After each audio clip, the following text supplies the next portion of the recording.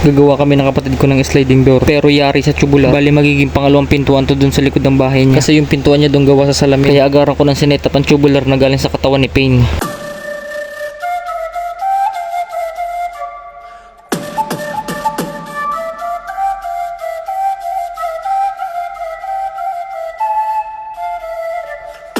Pagkatapos ko ng setup, sunod ko naman gagawin na ispat lang gar. Bago ko siya weldingin, ginamita ko muna ng squalor na galing sa ulo ni Ang. Hiniram ko muna sa kanya to habang hindi pa sila sinasakop ng Fire Nation. Dito sinisimulan ko ng i-welding yung bawat kanto ng bakal ni Payne. Dito tamang pitik lang ng welding rod para hindi mabutas yung bunbunan niya.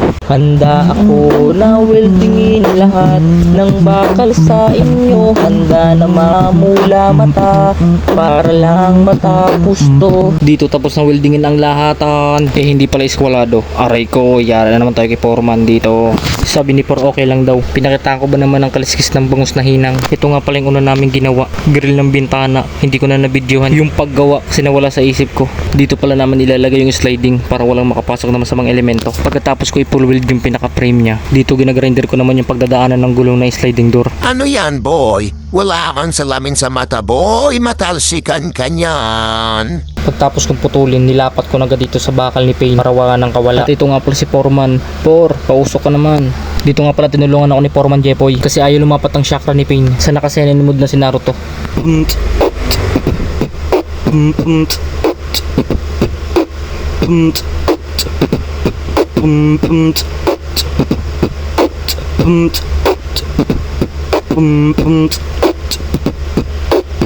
Tapos pag ispatan, dito tamang fitment check si Por ng kanyang gulong. Pinagsusukat na ni Foreman yung paglalapatan ng kanyang gulong kasi nga hindi gumana yung pinanood namin sa YouTube. Kaya tamang diskarte lang si Foreman. Aray ko, Por, pausok ka na Por. Pagkatapos si Por gamitin ang pinagbabawal na technique, ito na naging resulta ng kanyang paghihirap. Gumana yarn, kaso nga lami sabit. Aray ko. Pagkatapos ko mag-welding, rumiktan ako sa bahay ni Bayaw. Papakabit daw siya ng switch sa tricycle niya para daw doon sa alarm na ginagawa niyang busina. Kaya naman simulan ko ng pagbabaklasin ng lahatan. Kaya naman ginamitan natin ng professional veteran at hindi basta-bastang galawang electrician.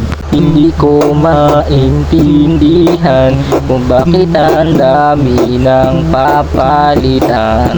Mga pyesang hindi dapat kinakabit. Nahihirapan lang sa pagbabaklas kabit. Yung nakabit ko ng switch, bigla namang hindi gumana yung alarm. At ito yung salarin, naglulus yung positive niya. Dahil wala namang polarity yung alarm. Kaya matik sa supply ng positive papunta sa switch ang sira. Kaya naman pinag-aayos ko na ang lahatan.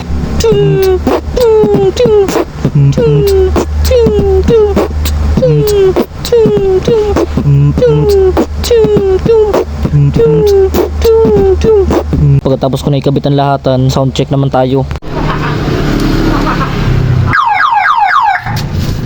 Pagkatapos sa tricycle ni Bayaw, napagupit naman si Rodrigo. Dito tamang kwento siya. Pag sa barbershop daw siya nagpapagupit, lagi daw siya nababasid ng nililigawan niya.